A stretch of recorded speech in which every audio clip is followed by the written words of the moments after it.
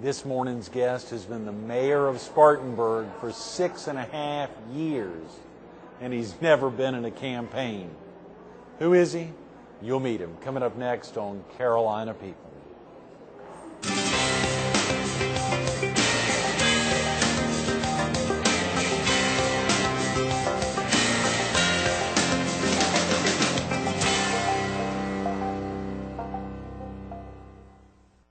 Good morning. Welcome to Carolina People. This morning we're in the lobby of the Spartanburg Memorial Auditorium.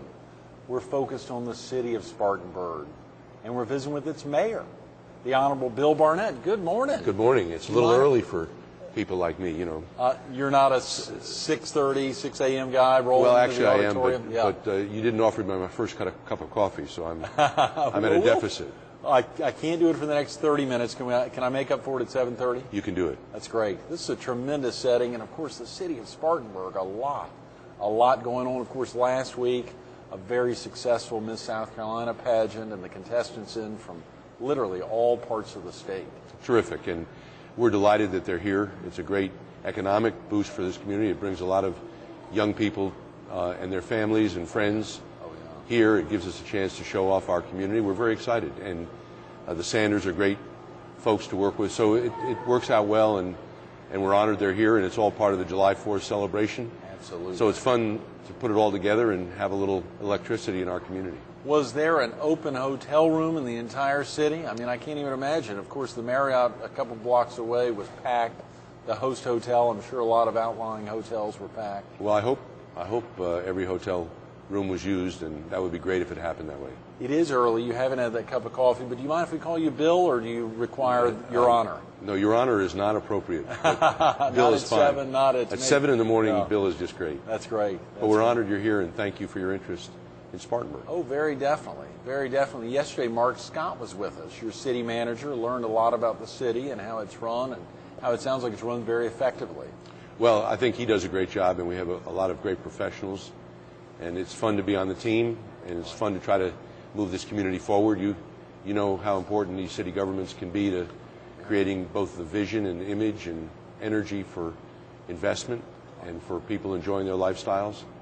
And wherever you are in the state, I think cities are very important and critical to the health and welfare of not just those who live in the city, but all the people that live around those cities. Definitely. Bill, have you been in public service for many years? No, I entered public service in a unique way. I actually was elected in a write-in candidacy in 2001, and took office in January of 2002. So I guess I've been mayor now 6.5 years. As a write-in candidate. Tell us about that. Well, it's a long story, and it's a little bit like Russian history. It sort of gets embellished over time. Right. We like embellishments. We like embellishments.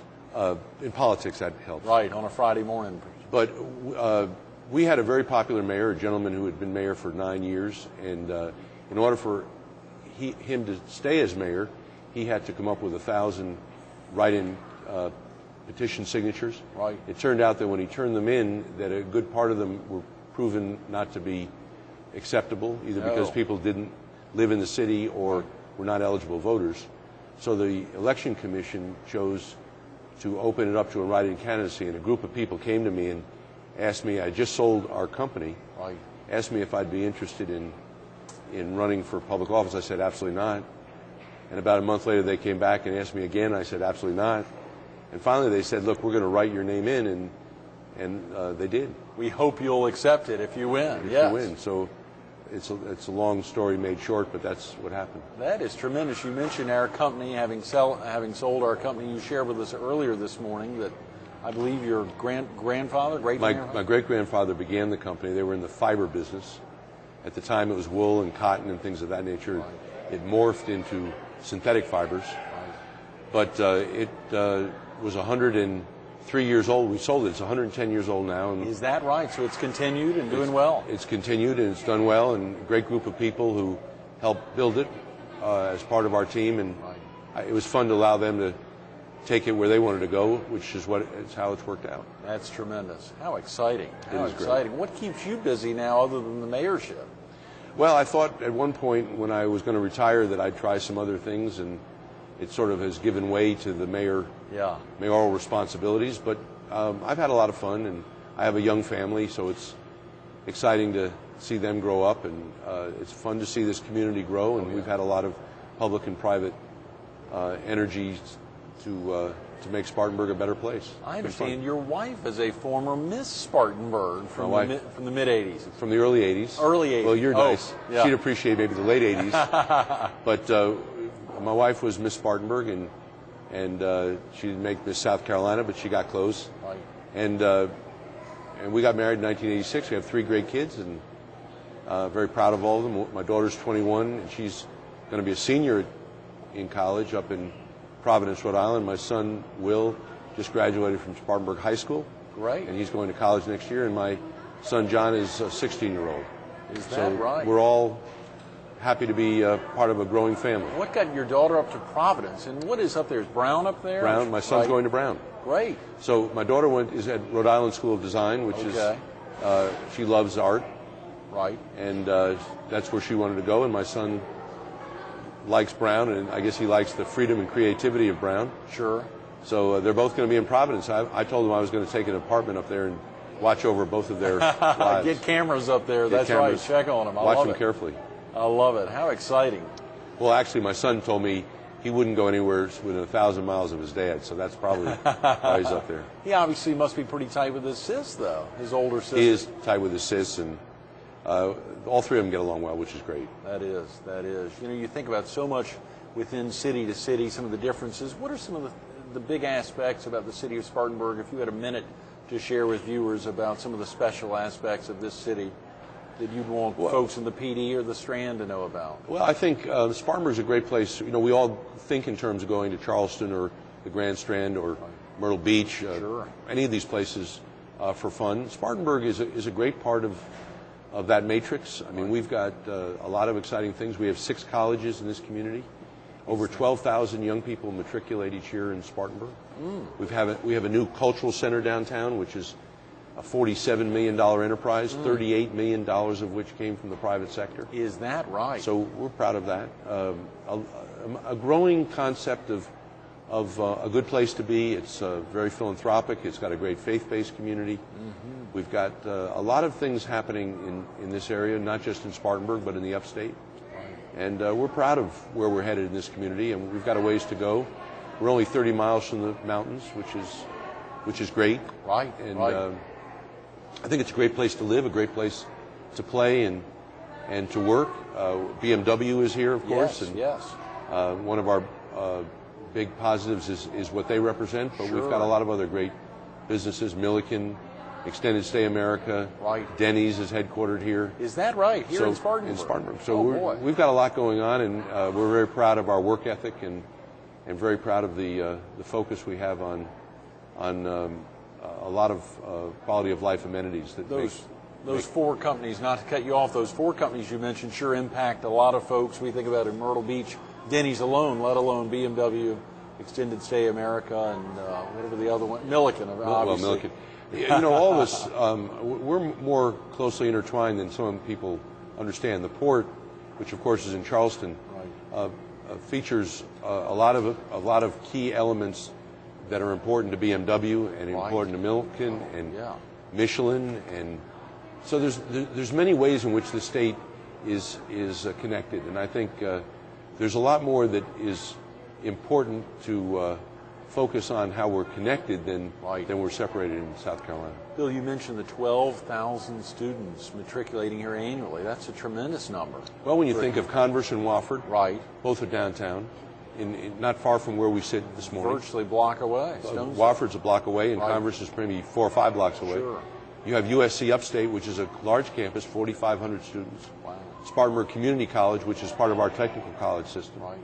And we have Spartanburg Methodist College. So there's an awful lot of energy with our college environment here, and we're very proud of it.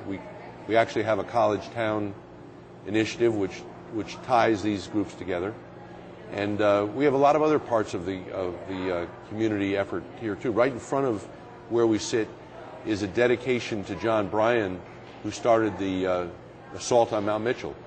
Spartanburg is the first bike town in South Carolina. The first bike town? We have a large commitment to healthy lifestyles and bikes. And if you go out right in front of this building, you'll see the image, a silhouette of a bike, which was dedicated to Mr. Bryan, who started this assault on Mount Mitchell 31 years ago. I love it. I love it. Now, great. I didn't see you riding up on your bike this morning, Bill. I didn't. Not you didn't have your cup of coffee. That's I didn't have my cup of coffee, and I don't have my Lycra outfit on. But I have been on bikes. I've been seen on bikes before. I love it. I love it. Of course, this is also the home of the South Carolina School for the Deaf and Blind. It is that, and we're very proud of that institution. Right. Actually, Spartanburg is a very interesting community, not just the city, but the entire community. It's a lot of energy, a lot of enthusiasm. We're finding our brand, if you will, and I think it's a great place for people to visit. I hope some of the people listening at this early hour in the morning will find a reason to come visit us, not just because maybe their daughter or son goes to college here, but because they want to see a BMW being made, or they go to the test track at BMW. They can do a lot of things that are fun and exciting to do. Permanent population in the city of Spartanburg? About 40,000. Is that right? And about 270,000 in the county. But there's about 100,000 that live within 2 miles of the city. So we are an urban population, if you will, of about 140,000 people. Boy, that's a substantial figure. And that doesn't even count the students who are matriculating here. Those are not factored into those numbers. Those so would it's not even be in those markedly numbers. larger Right. with the student population. I'm going to try to talk you into moving out of Myrtle Beach and coming on up here. We'd like to work on you, getting you down to Myrtle. I'm sure there's a lot of folks down there that would love to have a young family moving on down there, and obviously that happens quite a bit. That's right. Oftentimes older folks, retirees, have found Myrtle Beach home. I bet you have a pretty substantial senior population here. We do. There's a great medical community here. We've got both the Spartanburg Regional Health System, which is the largest employer in the county, and we have several key elements of that organization, the Gibbs Cancer Center and the Beard and Josie, which is now part of the Beard and Josie Cancer Center, and a great heart center here. So that part of the equation is important, and the Mary Black Hospital System is here. So we have great medicine in this area. And so the retirees can both enjoy that medical capacity, but also they enjoy the access to the mountains, and they get to go to some of these college events. You know, not only do we have this terrific event we just housed with the Miss South Carolina and Miss South Carolina team, right?